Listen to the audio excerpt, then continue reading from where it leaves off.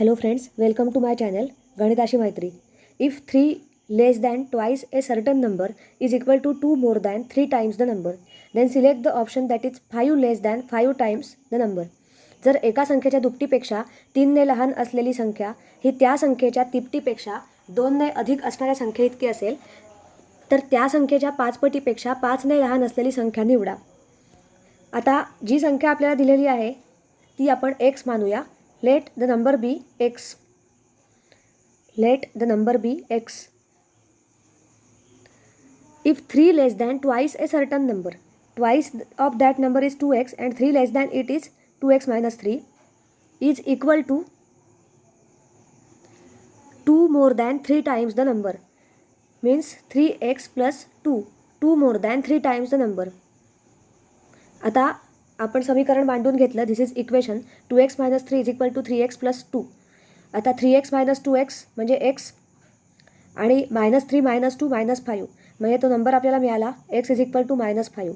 आता विचारलेलं आहे select the option that is 5 less than 5 times the number. आता ह्याच्या 5 पटीपेक्षा 5 ने लहान असलेली संख्या कोणती हे आपल्याला काढायचं आहे. तर ह्याची 5 पट येईल 5x. 5 गुणिले -5 म्हणजे -25 आणि त्याहीपेक्षा 5 ने लहान असलेला नंबर म्हणजे -25 - 5. -25 - 5 म्हणजे येईल -30. म्हणजे पर्याय 3 हे आपलं बरोबर उत्तर झालं. -30 is our right answer. Next question is p/q is 5/4. Then 3p + 2q divided by 3p - 2q is what. 3p + 2q divided by 3p - 2q. आता इथे आपल्याला p/q ही व्हॅल्यू दिलेली आहे 5/4. आता आपण जर q कॉमन काढला न्यूमरेटर आणि डिनॉमिनेटरमधून, q common 3p/q plus 2 divided by q common 3p/q minus 2. आता हा q आणि हा q कॅन्सल झाला म्हणजे आपल्याला काय मिळालं 3p/q plus 2 divided by 3p/q minus 2. आता p/qची व्हॅल्यू पुट करायची 5/4 म्हणजे 3 × 5/4 प्लस 2 डिवायडेड बाय 3 × 5/4 मायनस 2 म्हणजे 5 त्रिक 15 अधिक 8 भागिले 5 त्रिक 15 वजा 8. मी छेद सारखा करून घेतला. 4 ने गुणायचं म्हणजे 15 आणि 8 23 भागिले 15 वजा 8 7 म्हणजे answer is 23/7. 23/7 option 3 is right answer. प्रश्नचिन्हाच्या जागी अचूक पर्याय निवडा. Replace the question mark choosing the correct alternative. 555.5449. आता इथे स्क्वेअर रूट विचारलेलं आहे. स्क्वेअर रूट तेव्हा मी एक शॉर्ट ट्रिक इथे वापरेन. स्क्वेअर रूट ऑफ 555.5449 5449 हे मी असंही लिहू शकेन की 555.5449 डिवायडेड बाय 1 1 आणि एकावर 4 शून्य. हा जो पॉईंट आहे त्याला मी 10,000 असं रिप्रेझेंट करू शकेन. म्हणजे 10,000 हे स्क्वेअर रूटच्या बाहेर 100 म्हणून येतील. Because 100 square is 10,000. आणि मग स्क्वेअर रूट ऑफ 555.5449 हे उरलं. तर ह्यावरून आपल्याला असं लक्षात येईल की जी आपली संख्या येईल ती डिवायडेड बाय 100 म्हणजे पॉईंट समथिंग पॉईंट आणि त्याच्यानंतर 2 अंक असतील. हे नक्की झालं. पर्याय पण आपले तसेच दिलेले आहेत. आता आपण बघूया 555 हा कुणाच्या आसपास आहे, कुणाच्या स्क्वेअरच्या आसपास आहे. जर मी 23चा वर्ग बघितला, 23चा वर्ग 529 आपल्याला माहीत आहे आणि 22चा वर्ग 484. 22चा बघितला, 23चा बघितला, 24चा बघूया. 24चा वर्ग 576. 24चा वर्ग 576 हा 555पेक्षा मोठी संख्या आहे त्यामुळे 24 कट होईल. 32चा वर्ग अर्थातच 576पेक्षाही काहीतरी मोठी संख्या असेल त्यामुळे हेही कट झालं. 22चा वर्गसुद्धा कट झाला कारण आपल्याकडे 23चा वर्ग आहे तो नियरेस्ट आहे 555च्या. त्यामुळे आपला पर्याय क्रमांक 23.57 23.57 हे आपलं उत्तर आलं. डायरेक्ट लिहायचं 23.57. इथे सोडवत बसण्यापेक्षा आपण 555 हा जो पॉईंटच्या आधीचे जे पूर्ण संख्या जी आहे 555 त्याच्या आसपास असणारा स्क्वेअर कोणाचा आहे ते आपण बघितलं. जर कॅल्क्युलेटर वापरून तुम्ही गुणाकार करून बघितलात 23.57 गुणिले 23.57 तर एक्झॅक्टली हीच संख्या येईल. 555 म्हणजे स्क्वेअर रूट येईल 555.5449चं. So option 1 is our right answer. Then next question is सुनीलने दशादशे 12.5 दराने रुपये 16,000 3 वर्षाच्या मुदतीने विहिरीवर पंप बसविण्यासाठी चक्रवाढ व्याजाने कर्जाऊ घेतले. हेच कर्ज जर सरळ व्याजाने घेतले असते तर दोन्ही प्रकारच्या व्याजात किती फरक पडला असता. In order to buy a lift pump for his well, Sunil borrowed rupees 16,000 for 3 years at the rate of compound interest of 12.5 PCPA. What would have been the difference in interest on this principal had he borrowed it at simple interest? आता इथे simple interest आणि compound interest आपल्याला फॉर्म्युले माहीत असले पाहिजेत. Simple इंटरेस्टचा formula आपल्याकडे आहे SI = PRT × 100 आणि CIचा फॉर्म्युला आहे P 1 + R/100⁻n. पण CIमध्ये आपल्याला डायरेक्ट कंपाऊंड इंटरेस्ट मिळत नाही, तर एक अमाऊंट मिळते आणि ती अमाऊंट आपण प्रिन्सिपल अमाऊंटमधून सबट्रॅक्ट केल्यानंतर आपल्याला कंपाऊंड इंटरेस्टची व्हॅल्यू एक्झॅक्ट मिळते. सगळ्यात पहिल्यांदा आपण सिम्पल इंटरेस्ट कॅल्क्युलेट करून घेऊया. SI = PRT/100.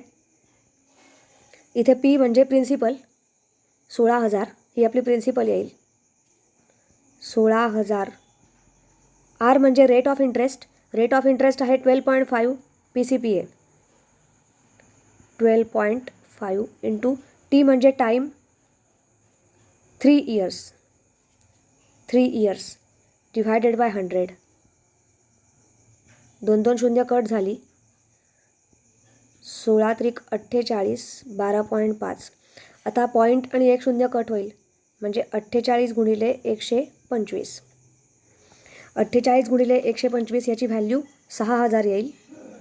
6,000 रुपये म्हणजे आपलं सिम्पल इंटरेस्ट 6,000 रुपये आलं. आता आपण कंपाऊंड इंटरेस्टसाठी अमाऊंट काढूया. Amount for compound interest is 16,000 × 1 + 12.5 divided by 100⁻3. आता मी हे डायरेक्ट ह्याची व्हॅल्यू लिहिणार आहे कारण it will B time consuming. Video खूप मोठा होईल त्यामुळे मी ह्याची डायरेक्ट व्हॅल्यू लिहिते. ह्याची व्हॅल्यू आली 22,781.25 ही व्हॅल्यू आली.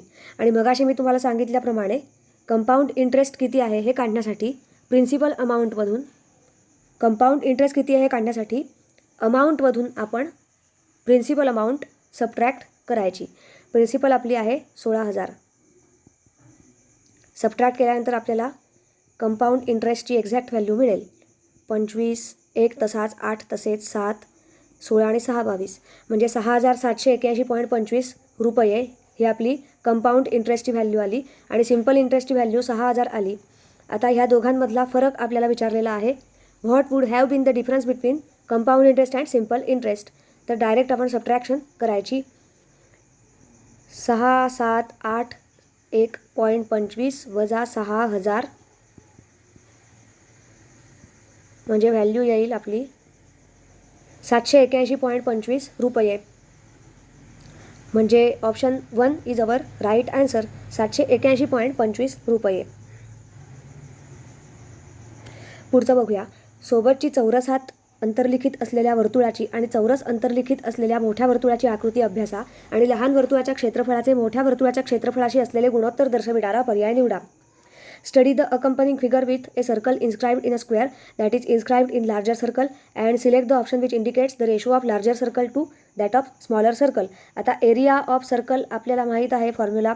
Area of circle is πr². हा आपल्याला फॉर्म्युला माहीत आहे. आता ही जर डायग्रॅम मी परत एकदा घेतली तर मी इथेच ह्याच डायग्रॅममध्ये मी करेन. समजा इथे आहे सेंटर, इथे कुठेतरी मध्ये सेंटर. तर ह्या सेंटरपासून मी असा एक डायगोनल स्क्वेअरचा डायगोनल मी आधी काढून घेतला आहे आणि नंतर इनर सर्कलची मी रेडियस काढून घेतली आहे. जर ह्या स्क्वेअरची साईड मी A मानली side of square, all the sides of square are same, म्हणजे प्रत्येक साईड ए होईल.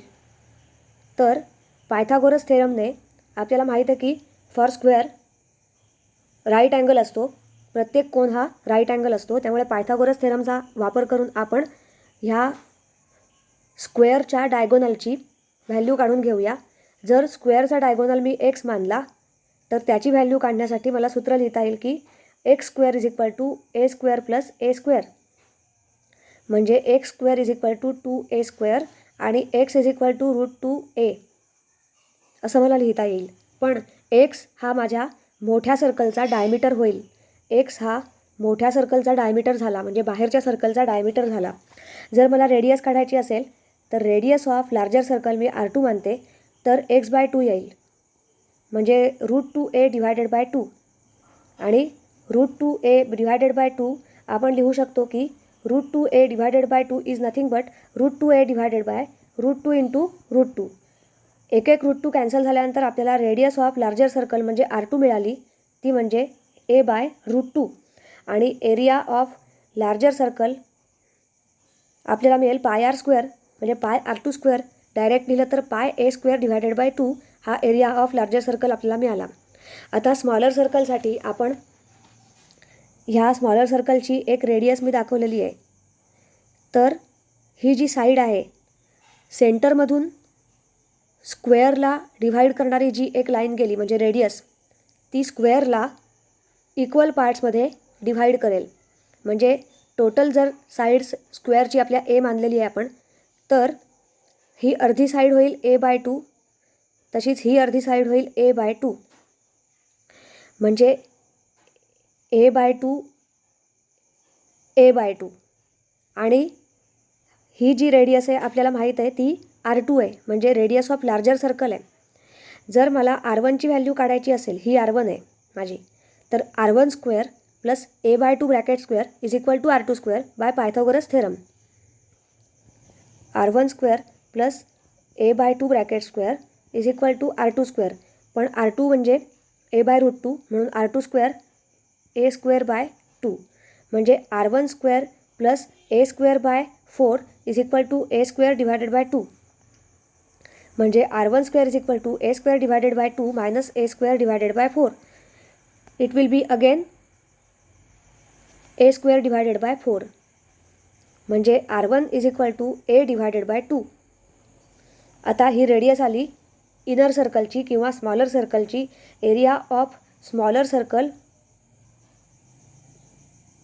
म्हणजे πr1 square πa² divided by 4. आता आपल्याला दोन्ही एरिया मिळाले. Ratio of larger circle to smaller circle.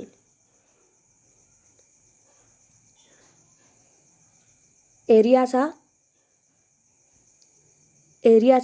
आपल्याला रेशो काढायचा आहे. मोठ्या वर्तुळाचा लहान वर्तुळाच्या क्षेत्रफळाशी असलेले गुणोत्तर. Ratio of smaller circle to larger circle. Ratio of smaller circle is πa² divided by 4 आणि ratio of larger circle is πa² divided by 2. πa² cancel होतील, 2 वर जाईल, म्हणजे 2/4 म्हणजेच 1/2 हा आपला रेशो आला. Ratio of smaller circle to larger circle is 2:1, 1:2 ratio of smaller circle to larger circle. पण इथे विचारलेलं आहे ratio of larger to smaller विचारलेलं आहे. त्यामुळे लार्जर टू स्मॉलर म्हणजे याचा बरोबर opposite. Ratio of larger to smaller will be 2, कारण हा स्मॉलर टू लार्जर आहे. लार्जर टू स्मॉलर जर हवा असेल तर 2 is our right answer. Option 1 is right answer 2.